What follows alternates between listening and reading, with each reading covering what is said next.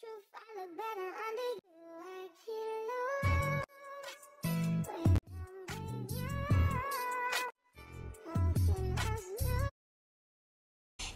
RJ de la Puente may isinuwalat tungkol kay Donnie. Ayon kay Kuya RJ, ayaw niya dati nakiki-holding hands kasi ang dahilan niya namamasa yung kamay niya. Pasmado kasi siya eh.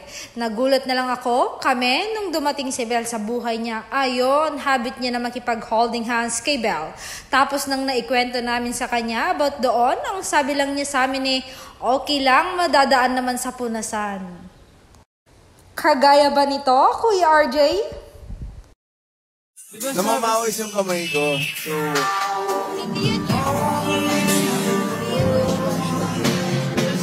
Wait a minute.